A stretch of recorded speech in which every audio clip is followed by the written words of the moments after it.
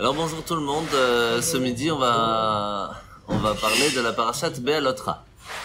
La parashat Be'alotra commence avec quelque chose d'assez intéressant, c'est la Menorah. Ah, Monsieur Price. Et donc, on commence la parashat Be'alotra avec l'allumage de la Menorah. Une partie va être faite par Moshe, une partie va être faite et allumée par le grand prêtre, par Aaron. Mais en fin de compte, on se rend compte que tous les ustensiles du temple vont avoir une certaine utilité. Et que ce soit pour le Kohen, le Lévi, pour Moshe, etc., chacun va aussi avoir son travail à faire. Mais on voit quelque chose d'assez intéressant dans la paracha, une phrase très spéciale. Cette phrase c'est « Moshe anav mikol adam ». Moshe était l'homme le plus modeste, le plus humble de tous les hommes, de toutes les personnes dans l'univers. C'est un peu grand comme parole quand même. C'est un peu. Alors qu'est-ce que ça veut dire? Alors on raconte une histoire. Et à chaque fois on utilise la même histoire pour plusieurs blagues. On raconte par exemple celle de trois mères juives qui sont en train de discuter. Il y en a la première qui dit moi mon fils il est tellement riche, il peut acheter tout Manhattan. L'autre il dit mais moi le mien il peut acheter New York. Et la troisième, elle dit, mais attendez, qui vous a dit que mon fils y vend? Hello. Et alors, on utilise cette blague pour plusieurs choses. On peut utiliser la même chose pour des milliardaires qui discutent, pour plein, bon. Mais ce qu'on doit rappeler de cette histoire, c'est que le rêve de chacun d'entre nous, c'est de réussir dans notre vie. Après, bien sûr, la question de qu'est-ce que ça veut dire réussir, c'est une autre question. Mais chacun a envie de pouvoir dire j'ai réussi à faire quelque chose, j'ai réussi à gagner quelque chose, j'ai réussi à marquer le point, on va dire, dans l'univers. Mais il faut savoir, et tout le monde le sait en règle générale, que réussir dans sa vie, généralement, ça coûte. Ça coûte pas seulement dans la façon comment on agit, comment on va prendre des risques, mais ça coûte généralement et malheureusement aussi dans la façon comment on va agir avec les autres. Malheureusement, généralement, les patrons, c'est pas les plus gentils. Donc maintenant, la question qui va se poser... Ah, bon Hachem. La question qui va se poser, c'est une personne qui commence à prendre la grosse tête, entre guillemets, commence à réussir. Est-ce que c'est possible pour lui de rester quelqu'un de bien, tout en grandissant et en évoluant dans sa vie? C'est pas toujours évident. Cette question peut se poser dans un couple. Quand il y en a un qui commence à devenir avec plus de diplômes, l'autre moins de diplômes, ou plus d'argent, l'autre qui ramène pas de l'argent à la maison, etc. Cette question se fait malheureusement souvent automatiquement. Ouais, c'est moi de toute façon qui ramène les sous à la maison. Toi t'as rien à dire ou autre. Donc chacun a sa façon comment évoluer dans sa vie. Il peut ou devenir quelqu'un de bien, ou, chas v'shalom, quelqu'un de catastrophique. Et ça peut se faire aussi dans la communauté. On rentre dans la synagogue, il y a celui qui est riche, qui a toujours la meilleure place, et celui qui a rien, qui a malheureusement pas la bonne place. Ou alors ça peut être entre amis. Quand on va quelque part, c'est toujours lui qui parle, qui prend les décisions. Donc, comment faire? On va voir. Comment faire pour réussir véritablement à gardez tout ça. Monsieur Manuel, ça va? Installez-vous. Alors pour ça, on va se poser d'abord la question, qui est la personne qui a le mieux réussi dans sa vie, dans tout l'univers? Depuis la création du monde, sur qui on peut dire, lui, il a réussi? Eh ben, quand on regarde Moshe, c'est quand même une personne qui est resté pendant plus de 40 ans en exil. Il est sorti d'Égypte, tout le monde voulait le tuer. Pharaon, il était contre lui. Il a réussi, en fin de compte, à parler avec Dieu, à faire les 10 plaies, à sortir le peuple juif d'Égypte, à les amener à recevoir la Torah. Qui de mieux que ça, là où il est parti, là où il est arrivé, c'est quand même assez extraordinaire. Et pourtant, non, il n'est pas rentré en Israël, non. Et pourtant, lui, Moshe, sur qui on dit Isha Elohim, c'était un homme de Dieu, c'était un homme divin, au point que quand il est descendu la 3e fois du mont Sinaï, il a dû mettre carrément un voile sur le visage parce que il rayonnait tellement de lumière divine que c'était plus possible. Sur lui, on dit, c'était l'homme le plus humble, le plus modeste de tous. Comment il faisait? Il a quand même ordonné beaucoup de choses. Hein. Pardon? Il a quand même ordonné beaucoup Ah de bah choses. c'était son job. C'était son job, ça y a pas de problème. Mais la question, ordonner c'est pas un problème, on peut très bien être un patron ordonné mais rester humble et modeste. La question c'est, comment réussir à faire ça? C'est pas évident. Alors, comment on peut faire? Comment il se ressentait lui? Est-ce que on peut dire que Moshe ressentait qu'il était moins bien que les autres? C'est difficile à dire de dire quelque chose comme ça parce que c'est lui qui venait de sortir les Juifs d'Égypte, il parlait avec Dieu direct, même lorsque Myriam, elle lui a dit mais pourquoi tu es différent des autres, pourquoi tu veux plus aller avec ta femme, regarde nous on est aussi prophètes, c'est Dieu lui-même qui vient se battre pour lui. Donc on voit que c'était pas Stam quelqu'un, Moshe Rabbeinu. Donc comment on peut dire qu'il a réussi à se penser qu'il était moins bien que les autres? C'est quelque chose d'assez extraordinaire. Alors, moins bien, mais capable de les regarder, de les comprendre. Oui, alors on va voir comment sont, c'est ce qu'on va essayer de voir, comment sont les plusieurs niveaux de modestie et à quel niveau était Moshe. On voit qu'à la fin de la paracha d'abord, Moshe va écouter le conseil de son beau-père. Vous savez que Yitro, son beau-père, va voir que il était quand même assez pris par le temps, étant donné qu'il devait s'occuper de tout le peuple juif qui, comme vous le connaissez bien, chacun a ses petits soucis, aime bien râler. Donc, comment faire pour s'occuper de tout le monde? Alors, Yitro, son beau-père, va lui dire, j'ai une idée pour toi. Forme des juges, des anciens, des gens intelligents, forme-les à pouvoir donner des conseils, à donner les réponses, pour que eux s'occupent des petits soucis, des plus grands soucis. Et quand il y a vraiment un souci qu'il n'y a pas le choix de t'appeler, alors tu viens, tu t'en occupes le temps qu'eux vont s'occuper des petits soucis du peuple. Toi, tu auras le temps de t'occuper des grands soucis du peuple. Et c'est ce qu'il va faire. Mais à un certain moment, il y a deux qui vont sortir du lot, qui s'appellent... Non, pas Datan et Aviram, c'était... J'ai oublié comment ils s'appellent. Bon, en tout cas, ces deux-là, c'est deux qui vont devenir aussi prophètes. Des gens vraiment extraordinaires, et qui vont commencer à prophétiser. Et ça encore, c'est pas trop grave. Mais le problème, c'est qu'ils vont prophétiser que Moshe ne va pas rentrer en Israël et qu'il va rester dans le désert, il va mourir là-bas. Et que c'est Yoshua qui va prendre sa place. Et il commence à prophétiser ça dans tout le campement d'Israël. Donc ça fait difficile, ça fait qu'est-ce qui se passe? Qu'est-ce que Moshe va dire? Et là, c'est à ce moment-là que le pasuk va nous dire, le verset va nous dire, Moshe anav meod mikol adam. Moshe était l'homme le plus modeste, le plus humble. Il a rien dit. Il dit, ben laisse-les, qu'est-ce qu'il y a? Quel problème? Eux aussi, ils ont reçu la chance d'avoir la prophétie. Qui prophétise? Est-ce que moi, je dois avoir tout le monopole de la prophétie? Si Dieu, il pense qu'eux aussi peuvent prophétiser, pourquoi pas? Et ça va, c'est une prophétie contre moi, il n'y a pas de problème. Est-ce que je dois aller contre les prophéties? Makara. C'est fort quand même. C'est pas tout le monde qui est apte à faire ça. À un certain moment, ils vont même dire, Aïcha Akushit. Ils vont parler de quand Myriam va venir voir Moshe, va lui dire, mais comment ça se fait que tu vas plus voir ta femme qui est elle-même une femme qui est couchite? La traduction littérale, ça veut dire noire, comme si c'était un petit peu pas bien entre guillemets. Alors on va voir, est-ce que c'est bien, c'est pas bien? En fin de compte, oui d'accord, non mais la question n'est pas là. Comment ça? Pourquoi est-ce que on parle ça de cette façon? Faut rajouter une table ou une place pour monsieur. Il y a de la place encore. Pardon.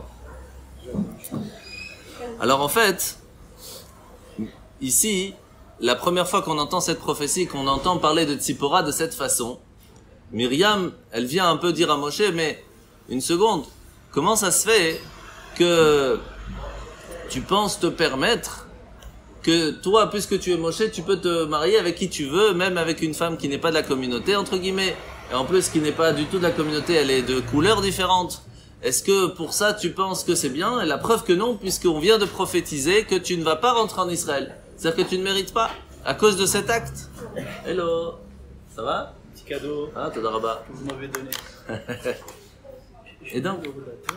Et donc, on voit que la première chose, Myriam, c'est un peu comme si elle est en train de dire, tu vois, Moshe, tu peux pas faire ce que tu veux, c'est pas parce que tu es le meilleur, entre guillemets, que tu peux te permettre de faire ce que tu veux. Il y a des lois quand même. Tu sais pas que si tu viens, tu te maries avec qui tu veux, ça marche pas. Et en fin de compte, pardon? En fin de compte, elle va attraper la lèpre. Oui, parce que c'est pas des choses à dire, et c'était pas du tout la bonne chose à penser. Mais on va aller plus loin dans l'histoire. C'est ce qu'on appelle la Shonara. Oui, alors, une seconde. On va d'abord essayer de comprendre qu'est-ce qu'elle a voulu dire, Myriam, dans ce cas-là. Il faut savoir que Myriam, elle, s'était mariée avec Kalev ben Yefune, qui était lui-même le chef de la tribu de Yehuda.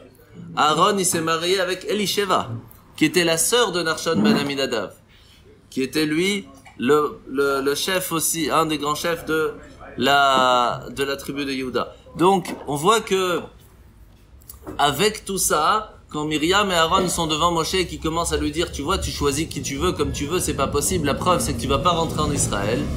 Moshe ne dit rien. Il peut très bien leur dire, mais tu rigoles ou quoi? Elle s'est convertie, elle est peut-être même meilleure que vous. Elle a une émouna qui est extraordinaire. Non, il dit rien. Il dit rien du tout. Sur ça, hein, on va voir. Chaque chose en son temps. Son père, c'est après qu'il s'est converti. Ouais. Maintenant, il faut comprendre encore autre chose. C'est que, en fait, Rashi et les autres Mefarshim, les autres explicateurs de la Torah, viennent expliquer ce passage tout à fait différemment. Ils viennent expliquer la parole de Myriam. Et elle leur dit comme ça. Il dit, Moshe, quand Myriam vient voir Moshe, il dit, comment ça se fait que tu viens et que tu vas faire du mal à ta femme? Qu'est-ce que ça veut dire? De quoi il parle ici? Eldad et Medad, voilà, c'est le nom de ces deux prophètes, Eldad et Medad, qui viennent pour prophétiser. Myriam va dire Ashrei Elu ve Ashrei Neshoteen. Ça veut dire, elle va dire, heureux soient ces personnes qui ont réussi à arriver au niveau de la prophétie, et heureuses soient leurs femmes. Et là, Tzipora, la femme de Moshe, va dire à Myriam, non, tu te trompes. Ashrei Elu, velo Ashrei Neshoteen. Heureux soient ces personnes qui ont réussi à arriver au niveau de la prophétie, mais pas heureux soient leurs femmes. Pourquoi? Et c'est la question que Myriam va lui poser. Pourquoi tu dis ça? Il dit, mais je vais te dire pourquoi. Depuis que Moshe a la prophétie qu'il est monté au mont Sinaï, il me touche plus. C'est fini. On n'a aucun contact. Et donc je ne suis pas heureuse. Et là, Myriam se vexe. Elle dit, mais Moshe, c'est quoi cette histoire? Comment ça se fait que moi, en tant que prophète, parce que Myriam aussi était prophète, je peux me permettre d'aller et d'avoir des relations avec mon mari? Aaron, qui était lui le grand prêtre, il avait aussi des relations avec sa femme, et qui était aussi prophète, il parlait avec Dieu. Et toi, Moshe, tu te crois le meilleur de tous? Pourtant, ta femme, elle est couchite. Ça veut dire quoi qu'elle est couchite? Ça veut dire que elle est une femme extraordinaire. Si encore tu me dis c'était une femme qui était pas bien, je peux comprendre qu'à certains moments t'as fait une séparation. Mais ta femme, elle est extraordinaire. Comment on voit ça dans les mots? Vous connaissez l'histoire de Lavan? Lavan, c'était l'oncle de Yaakov, qui va entre guillemets essayer à chaque fois de ruser Yaakov pour lui faire marier Léa, puis Rachel, puis il va pas arrêter de l'embêter. Pourquoi on l'appelait Lavan le blanc? Parce qu'il était noir à l'intérieur. Et alors il se montrait blanc à l'extérieur.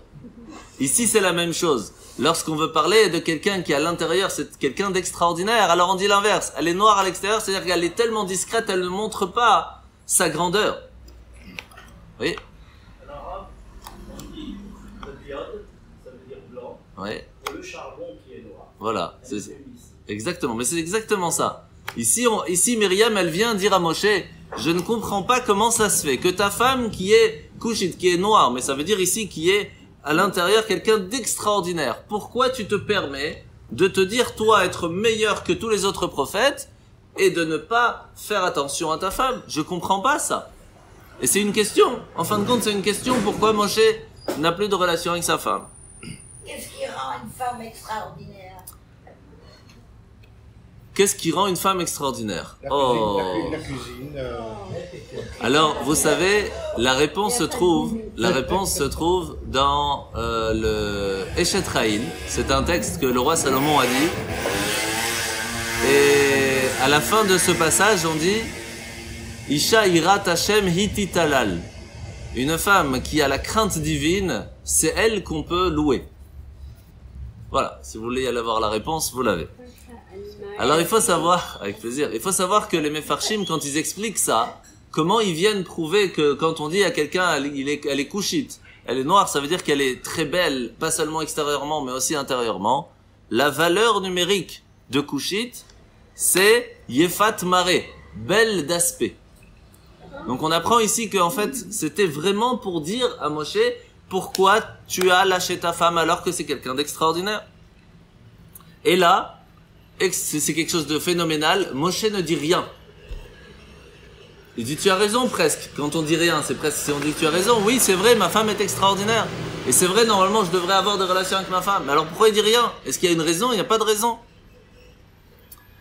Et là bien sûr, vous connaissez la réponse puisque c'est Dieu lui-même qui va venir pour répondre à sa place et qui va dire à Myriam, toi il y a une grande différence entre toi, Aaron et Moshe. Une grande différence. Vous, je vous annonce, voilà, dans 2 jours, je viens vous voir, on va discuter. Alors vous faites attention, vous allez au mikvé, vous allez vous préparer, etc. Mais Moshe, toutes les 2 secondes, je viens le voir. Il n'a pas le temps de se préparer. C'est pour ça qu'il peut plus avoir de relation avec le matériel, avec personne. C'est un demi-ange presque. C'est autre chose, vous pouvez pas vous comparer à lui. Alors pourquoi Moshe ne répond pas? C'est là qu'on apprend Moshe Anav Mikol Adam. Moshe c'est un homme d'une humilité mais inimaginable. Et vous savez que par exemple dans le Orchot HaTzadekim, c'est un livre qui vient parler comment agit les justes, il y a la porte de l'humilité, Sha'ara Anava, et là-bas on dit une phrase qui résume un peu tout ça et qui dit Anav hu hashomea cherpato ve'eno magiv. Celui qui est modeste, humble, c'est celui qui entend quelque chose contre lui et qui dit rien. Ça veut dire qu'il sait que, ok, Shada, tu peux dire ce que tu veux, c'est pas grave. Moi, je connais mes qualités et j'ai pas besoin de monter et de montrer ma grandeur devant toi. J'ai pas ce souci. Alors, la question, elle est comment il a fait ça? Comment il a réussi à arriver à ce niveau-là? Et comment il a pu, donc, réussir d'un côté dans sa vie et réussir de l'autre côté à être aussi humble. D'abord, il faut savoir que la nature de Moshe, c'était pas son humilité. C'était pas de nature. Non. Pourquoi? Comment on sait ça? Regardez l'histoire. D'abord, il était guerrier, le temps de Pharaon, il était guerrier. Oui. C'était un prince, mais c'était aussi un guerrier, il a fait la guerre. Quand il était jeune, il se retrouve donc dans le palais de Pharaon, il était prince. Donc prince à un certain niveau, c'est pas rien du tout. Il voit qu'il y a un problème, il y a un Égyptien qui tape un Juif, qu'est-ce qu'il fait? C'est pas qu'il dit moi je suis modeste, je pense pas que je peux réussir, il fait rien. Non, pas du tout. Il va, il se bat, il le tue, il l'enterre. Après il y a Dathan et Aviram qui se battent. Est-ce qu'il dit bon moi je suis rien, qu'est-ce que je peux me permettre, je suis modeste, qu'est-ce que je veux pas? Non, rien du tout. Il va là-bas, il dit qu'est-ce que vous faites, etc. Après, il arrive devant le puits où il se trouvent les filles de Yitro. Ils sont en train de se faire chahuter. Qu'est-ce qu'il fait là-bas? Il dit non, moi je suis rien. Non, il est modeste. Non, pas du tout. Il va, il se bat pour elle, etc. Donc on voit que Moshe, c'est pas quelqu'un qui dit rien, qui fait rien. C'est pas le faux modeste, entre guillemets, qui a peur et qui a pas de courage. Pas du tout. C'est quelqu'un qui a du punch. Et il va, il se bat, il est là, il est présent. Donc, en fait, ici, Moshe, on voit premièrement dans la modestie, c'est qu'il sait faire la différence entre sa modestie personnelle et le bien pour le public. Il sait mettre la différence. Si c'est pour moi je suis rien. Donc moi je dis rien. Si on m'embête à moi personnellement. Par contre, s'il y a un bien public, là je dois montrer ma force pour pouvoir aider les autres. Ça c'est le vrai modeste. Ça c'est la vraie humilité. C'est pas celui qui n'a pas de courage. La preuve c'est qu'il en a. Mais pour lui-même, il sait mettre son courage de côté et il sait montrer son humilité. Ça c'est quelque chose d'assez extraordinaire. Déjà on peut voir une des qualités que Moshe avait. La question, bien sûr, qui vient tout de suite, c'est comment il a réussi à se travailler sur lui-même pour arriver à ce niveau-là. Comment il a pu faire pour pouvoir travailler sur lui-même, que de sa nature, c'était quelqu'un de très courageux, de très téméraire, qui allait se battre pour tous et aussi pour lui-même. Et à un certain moment dans sa vie, il va réussir, installe-toi. Il va réussir à travailler sa modestie pour être modeste pour lui-même. Alors vous savez qu'il y avait un très très grand sage appelé Hillel Azaken. Hillel l'Ancien, avec Shammai. Hillel et Shammai, c'était deux grands sages qui étudiaient souvent ensemble, qui n'étaient pas toujours d'accord même. Pas toujours, enfin, presque pas toujours, ouais. Et donc, et alors, il y a cette phrase qu'on dit dans la Gemara, dans le Talmud, Leolam hiya adam anavatam ke Hillel velo kabdan ke Shammai. Toute personne doit essayer d'être modeste comme Hillel et pas d'être trop kabdan, trop, je sais pas comment on peut dire kabdan, sévère contre les autres comme Shammai. Irascible, bravo. Ah, il a pris ton job, hein.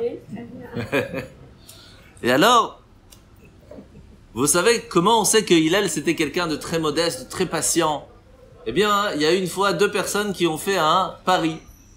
Et ils ont parié 400 dinars, 400 pièces, c'était énormément d'argent, pour savoir est-ce qu'il allait réussir à mettre en colère Hillel l'Ancien. Et donc il vient vendredi, quelques heures avant Shabbat, donc c'est pas le moment d'embêter personne, on est en plein en train de se préparer, on prend sa douche, etc. Et Hillel se trouve dans son bain, il y a quelqu'un qui tape à la porte et qui dit Hillel, Hillel. Même pas il appelle Rabbi Hillel, même pas un minimum d'honneur et de respect envers le sage, rien du tout. Hillel, Hillel. Il met son peignoir, il sort. Oui mon fils, qu'est-ce qu'il y a? Comment je peux t'aider? Et il commence à lui poser des questions. Pourquoi la tête des Babyloniens sont-elles rondes? Et lui répond gentiment. Je rentre pas dans le détail parce que c'est très long l'histoire. Puis il repart, sans dire merci, sans rien. Et 5 minutes après, il revient. Hillel, Hillel. Donc il ressort de son bain. Oui mon fils, qu'est-ce qu'il y a? Pourquoi les pieds des Africains sont si grands? Et etc. Et pourquoi les yeux des Chinois sont si... Et vraiment le Talmud donne la réponse à chaque fois, hein, parce qu'il y a le sable qui est là, qui est truc. Bon, on rentre pas dans le détail. Mais Hillel à chaque fois donne les réponses à chaque question. Il prend son temps, il est patient. Et après il voit qu'il n'arrivera à rien faire, il n'arrive pas à l'énerver. Il lui dit, mais Hillel, j'ai encore beaucoup de questions à me poser. Alors, il dit, il n'y a pas de problème. Il prend une chaise, il dit, assis-toi, c'est parti, je t'écoute. Il est avec son peignoir, comme ça. C'est fort, c'est extraordinaire. Et là, il lui dit, mais comment vous faites? J'ai fait un pari, je vais perdre 400 dinars, c'est pas possible. Comment vous faites? Il dit, mais il vaut mieux que tu perdes 400 pièces que moi je me mette en colère. C'est pas possible. Hillel, pour lui, se mettre en colère, ça veut dire, mon ego a une certaine force, tu viens d'écraser mon ego, donc je me mets en colère. Mais si Hillel était tellement modeste qu'il avait mis son ego de côté pour les autres. C'est ça qui est extraordinaire. Et pourtant, Hillel, c'était quelqu'un qui se battait pour la communauté lorsqu'il y avait un souci. C'est-à-dire qu'il avait fait un peu cette même différence que Moshe. Pour lui-même, mon ego n'existe pas. Mais lorsque l'ego de l'autre ou de la communauté a un problème, là je me bats, là je sais montrer ma grandeur et ma force. Ça, c'est quelque chose de fort. On raconte que c'est marqué dans la Mishnah à la fin de la Masechet Sota que quand Rabbi Yehuda Hanassi, celui qui a fait la Mishnah, qui a écrit la Mishnah, il est parti de ce monde, la vraie modestie s'est annulée. Elle est partie, elle n'existe plus. Et là, c'est marrant de voir quelque chose d'assez extraordinaire. Rav Yosef se lève, il dit, mais c'est pas vrai, moi je suis modeste. Pourquoi vous dites que la modestie est partie? C'est extraordinaire comme phrase. Il se lève devant tout le monde, il dit, pourquoi tu dis que la modestie est partie? Mais moi je suis humble, moi aussi je suis modeste. Alors vu comme ça, hein, parler comme ça, c'est marrant. C'est un peu comme cette histoire qu'on raconte de temps en temps de ce jeune homme. Pardon.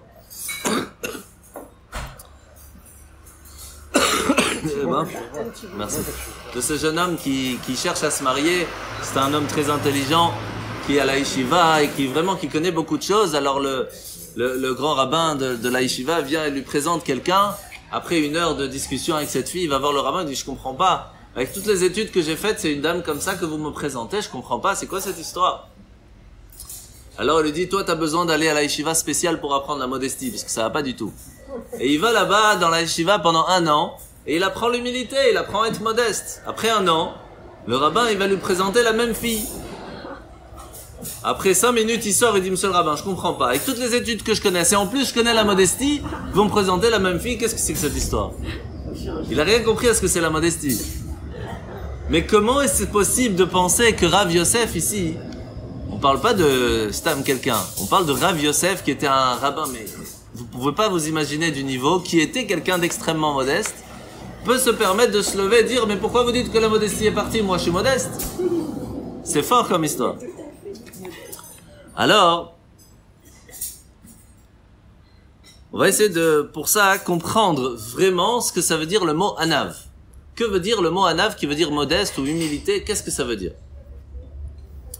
D'abord, il faut savoir que dans les Pirkei Avot, dans le Maxime des Pères, donc dans les conseils que la Torah nous donne comment se comporter, il y a une phrase qui vient parler aussi de la modestie et il nous dit « Heve shefal ruach ». Il faut savoir s'écraser un petit peu, entre guillemets. J'essaye de donner, c'est pas vraiment le mot, mais bon. Alors, quelle est la différence entre s'écraser et modeste? Est-ce que c'est la même chose? Déjà, si c'est un autre mot, une autre traduction, c'est que c'est pas la même chose. Alors, on va essayer de comprendre c'est quoi la différence. S'écraser, ça veut dire... Merci. S'écraser, ça veut dire se mettre plus petit que ce qu'on est. D'accord? C'est... La différence de la modestie, c'est savoir qu'on est grand, mais se montrer petit. C'est pas la même chose. Et la preuve, c'est qu'on voit dans la Masechet Brachot, dans le Talmud de Brachot, il est marqué une phrase qui va nous montrer que c'est pas la même chose. Il nous dit, Leolam iya adam anav ke Moshe, chaque personne doit essayer pour toujours d'être modeste comme Moshe, et savoir s'écraser comme Aaron. Donc on voit que c'est pas la même chose. Chacun avait une façon différente d'agir. Quelle est la différence? On sait que Aaron n'avait jamais élevé la voix. C'est quelqu'un qui se mettait toujours petit devant tout le monde. Et pourtant, c'est quelqu'un d'assez extraordinaire puisque c'était le grand prêtre. Et c'est pour cela, par exemple, que quand il y a eu l'histoire du veau d'or, qu'est-ce qui s'est passé? Chour, il vient et il crie sur le peuple juif et se fait tuer. Aaron ne dit rien, il lève pas la voix. Il va même pas se battre pour... Alors il va essayer de trouver une façon pour ne pas que ça se fasse rapidement, pour attendre que Moshe revienne. Mais il joue pas le dirigeant en disant « Vous faites pas bien, etc. » Peut-être que ça aurait eu un effet, on sait pas. C'était quand même Aaron à Cohen, c'était pas personne. Donc ici on voit qu'il lève pas la voix. Il s'écrase. Moshe, c'est différent. C'est bon, vous allez voir, Moshe, c'est différent. Pourquoi c'est différent? Parce que lui, quand il y a quelque chose qui va pas, il lève la voix, il crie, il dit ça va pas. Donc on voit que c'est deux façons d'agir tout à fait différemment. Les deux savent se mettre petits. Il y en a un qui utilise cette petitesse, entre guillemets, pour ne pas parler, pour ne rien dire. Il s'écrase. Et Moshe, par contre... lui, il sait se mettre petit, mais il parle. C'est pas la même chose. Alors, quelle est la meilleure façon d'être modeste? Alors, pour essayer de comprendre c'est quoi être modeste, on va d'abord expliquer ce que ce n'est pas être modeste. Par exemple, celui qui va s'écraser alors que c'est un mensonge, c'est pas être modeste. D'accord? Celui qui va dire non, c'est pas vrai, je ne sais pas, je ne connais pas, c'est pas bon. Je vais vous raconter une histoire, vous allez comprendre tout de suite pourquoi.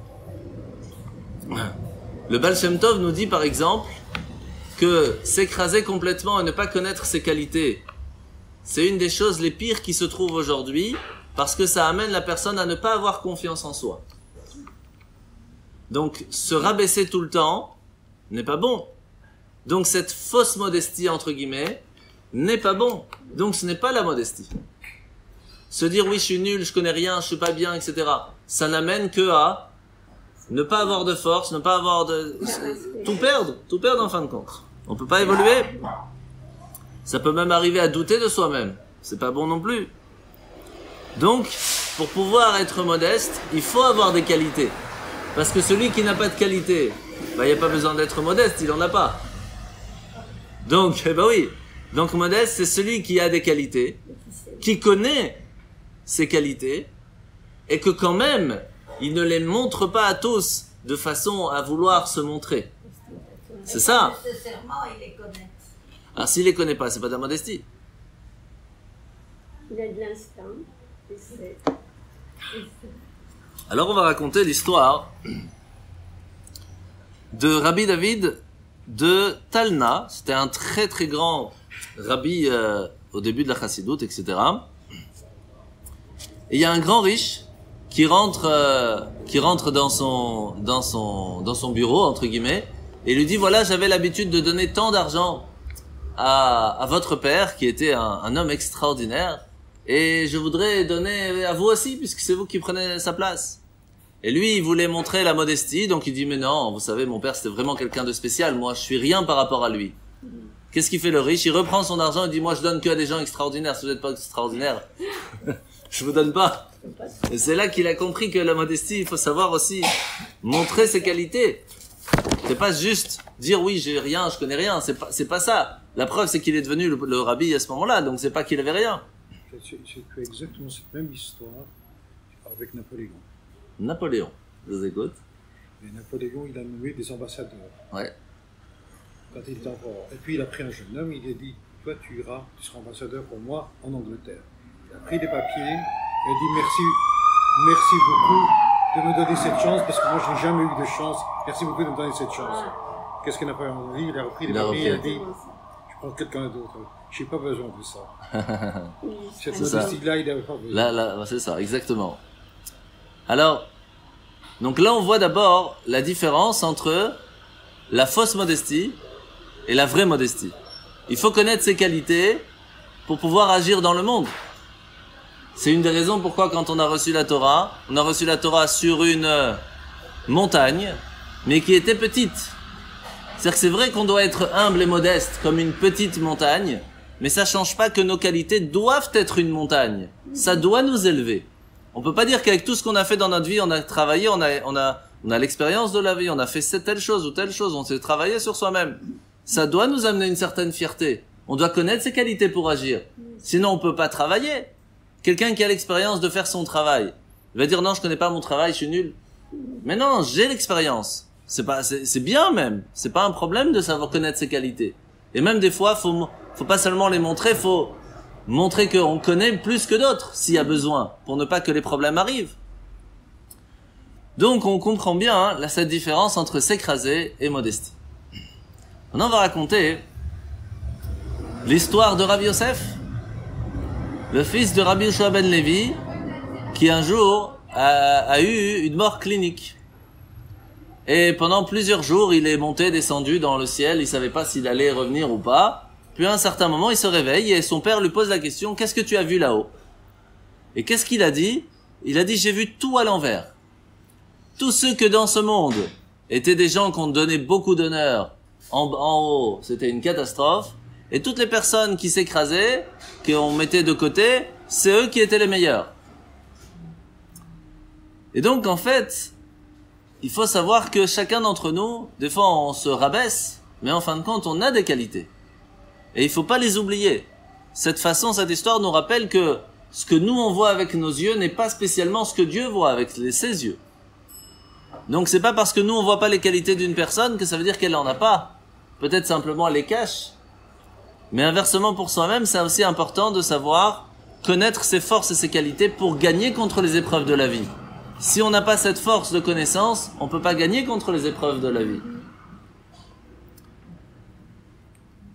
Donc, quelle était la phrase que Moshe disait qui lui permettait d'un côté d'être une montagne et pas une petite montagne, c'était Moshe Rabbeinu, et de l'autre côté, savoir être modeste. Et la réponse, elle est dans une seule phrase. La réponse, elle était comme ça. Moshe disait comme ça. Avec les qualités, le potentiel que j'ai reçu,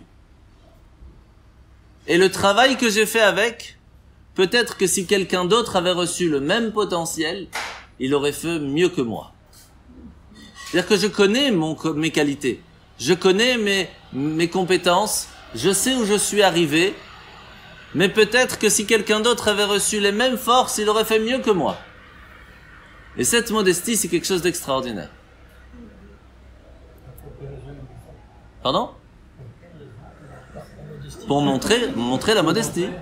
Montrer, oui, c'est ça la modestie, c'est ça la force. Et vous savez, comment ça se fait qu'il y a des rabbinim, par exemple, ou des gens à qui on a l'envie de s'attacher à eux et d'autres moins. On a posé une fois la question à un grand rabbin, à qui tous les gens aimaient bien s'attacher à lui. Et il a dit, comment tu fais? C'est quoi ton secret? Il dit, mais je vais te dire la différence.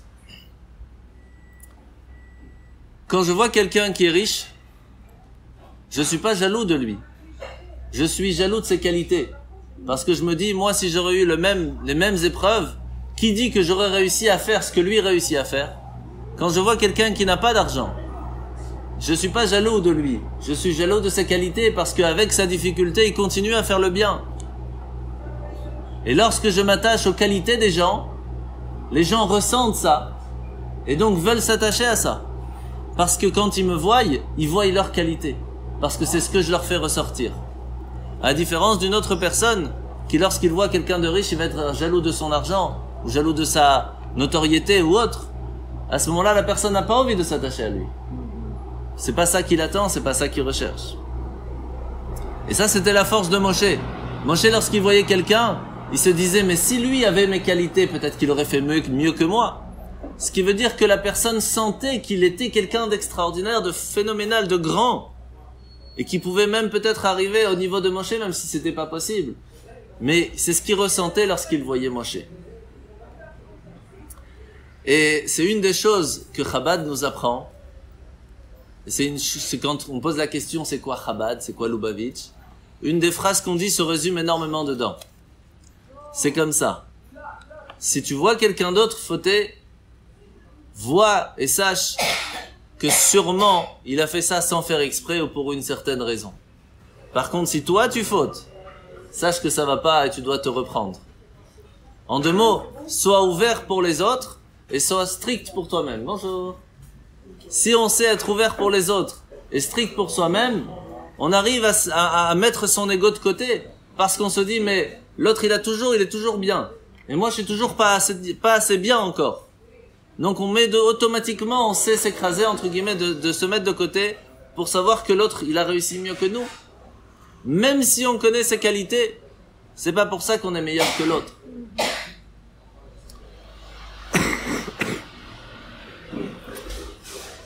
Et c'est pour ça que le Admor Haemtsaï, le fils du Balatania, il nous donne le secret de qu'est-ce que ça veut dire cette phrase dans la paracha, que Moshe Rabbeinu était l'homme le plus modeste, le plus humble de toutes les personnes sur toute la terre. Pourquoi est-ce que la Torah doit préciser sur toute la terre?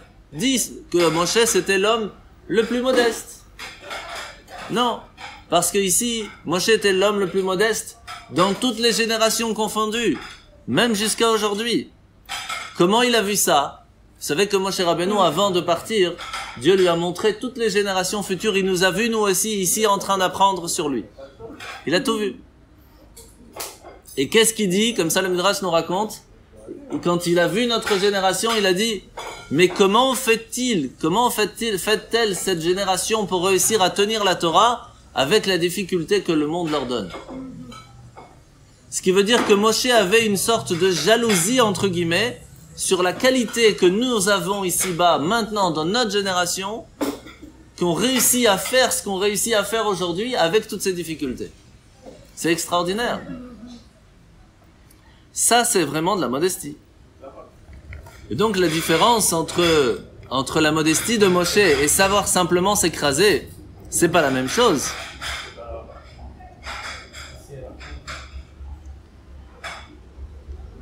On va raconter l'histoire de Rabbi Yitzhak Meir Alter, qui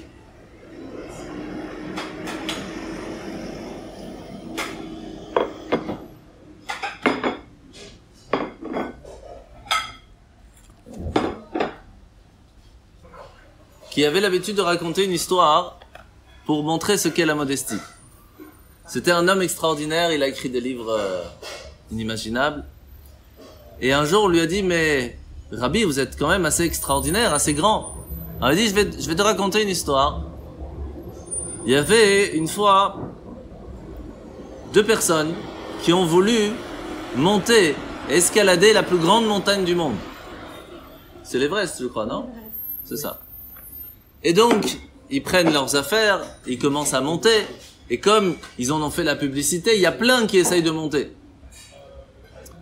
Et donc, il y a des gens qui essayent, qui montent 1 kilomètre, 2 kilomètres, et qui montent, et à un certain moment, c'est difficile, il y a, les 3/4 qui arrêtent, et il y en a ces 2-là, ils arrivent, et en fin de compte, ils arrivent au sommet, ils sont fous, ils sont extraordinaires pour eux, c'est inimaginable. Ils disent, voilà, on est les meilleurs du monde, c'est pas rien du tout. Et là, qu'est-ce qu'ils voient? Ils voient un jeune homme, tranquille, 15 ans, qui marche, tout là-haut, tout en haut de l'Everest.